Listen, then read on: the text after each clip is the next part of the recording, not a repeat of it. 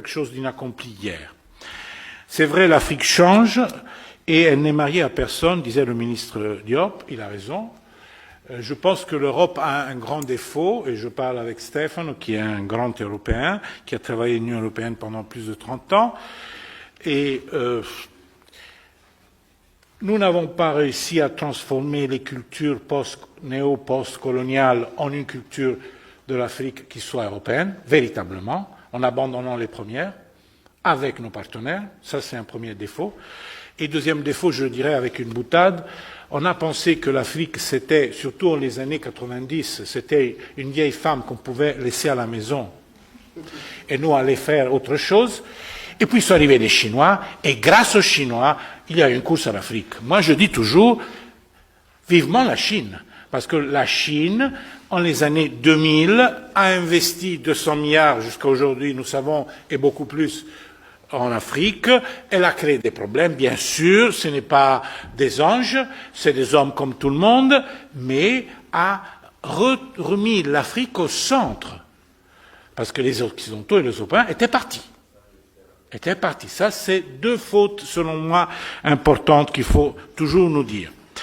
Et je pense qu'aujourd'hui, c'est un bon moment pour l'Afrique. Moi, je suis optimiste. Optimiste, c'est pas le terme juste. Je suis positif. Parce que quelqu'un dit que les pessimistes sont des optimistes bien renseignés, mais je laisse tomber optimisme et pessimisme. Je suis positif. Je pense que c'est un bon moment pour l'Afrique, parce que peut-être pour la première fois, de manière totale, pas seulement dans le Sahel, mais le Sahel est un exemple avéré de cela, l'Afrique peut faire à sa tête, d'elle-même, toute seule. Ça ne peut pas nous plaire, mais c'est elle. Ils peuvent faire des erreurs, ce sont ces erreurs. Comme tout le monde. Et moi, je pense que ça, c'est, vous l'avez dit, avec ou sans vous, il y a d'autres partenaires.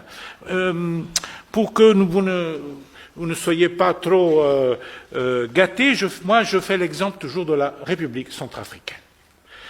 Je suis ami du président Touadéra, c'est un des pays très pauvres d'Afrique, même si c'est une Afrique tout à fait différente, et c'est lui par lequel la Wagner est venu la première fois en Afrique, rappelez-vous. Aujourd'hui, il y a les Russes, il y a les Américains, il y a les Portugais, il y a les Rwandais, et les Français retournent. Et Touadéra vous dit, nous pouvons avoir tous les partenaires que nous voulons, que nous choisissons, nous commettons des erreurs, c'est sur notre responsabilité, on est libre d'avoir tout le monde. Et ça, c'est le modèle de demain, c'est-à-dire d'aujourd'hui. Je le dis, même de manière un peu provocative, je ne suis pas d'accord que, disons, comme Sant'Egidio, on est contre tout ce qui est armes, guerre, violence, affrontement, bien sûr. On travaille pour la paix. Mais je dois reconnaître le fait que les pays africains sont adultes et ils font de leur tête et nous devons comprendre le sens de leur choix. Et nous travaillons pour le DDR en RCA et nous savons que la RCA, tant bien que mal, cherche toutes les aides qu'elle peut trouver. Disons-nous la vérité, les Russes ont sauvé la vie à Touadéra à un moment donné, contre les rebelles. Personne d'autre l'aurait fait. Personne d'autre n'était là pour le faire. Mais aujourd'hui, il y a aussi les Américains. Même toute cette obsession occidentale, non, nous et pas les autres, je trouve est vraiment une obsession. Il faut comprendre que le monde est devenu adulte beaucoup plus rapidement de ce que nous les Blancs, avions pensé. Alors, quel est le problème que nous avons aujourd'hui? Les règles, les valeurs, les principes, la démocratie, est-elle mise en discussion en tant que telle? Non, pas du tout. Je pense que personne dit, moi je veux la dictature. Personne ne le dit. Même dans les pays où il y a eu un coup d'État. Le problème, c'est la crédibilité de celui qui pose les règles. Le problème, c'est être crédible. Alors moi, je suis bien sûr contraire à l'agression de la Russie à l'Ukraine. Mais en même temps, je sais que l'Occident a utilisé deux poids, deux mesures, double standard, beaucoup de fois.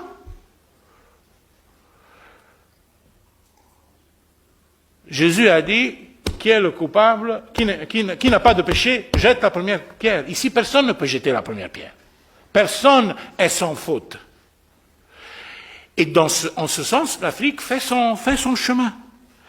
Donc, je ne pense pas que ce soit la démocratie qui est en crise, mais la crédibilité de ceux qui prétendent la défendre. D'un côté. Vous avez cité, Monsieur le ministre, la guerre en Libye. Je me rappelle la guerre en Libye. En Italie, même les cailloux savent que la France sarkozienne a voulu la guerre en Libye contre l'avis de Berlusconi, mais qui était faible. Comme toujours, l'Italie est plus faible parce qu'elle a une dette énorme qui est garantie par les autres pays de l'Union européenne. Donc, on doit faire attention. Patati, patata, patata. Ça, je vous laisse cette histoire. Et puis les Américains ont laissé faire. Mais nous, on avait dit que c'était une erreur. À l'époque, Bazoum était ministre des Affaires étrangères. Il m'a demandé de voir notre ministre des Affaires étrangères de Berlusconi qui s'appelait Franco Frattini, aujourd'hui il est mort, que tu as connu. Et devant lui, j'ai organisé la rencontre, il a décrit ce qui se serait passé au sud si on avait laissé faire la guerre de Libye. Un désastre. Il a décrit le désastre qui se s'est déroulé après. Il y a des conséquences à tes actions. Nous regardons un coup d'État comme s'il n'y avait pas l'histoire derrière. Il y a des conséquences. Tout a été disloqué. Cela veut dire que que je suis partisan de Gheddafi, que Sant'Egidio a rencontré Gheddafi à l'époque. Gheddafi avait beaucoup de défauts, bien sûr. Mais ce que nous voyons aujourd'hui est pire de la Libye d'hier. Ce matin, nous l'avons déjà dit. C'est pour dire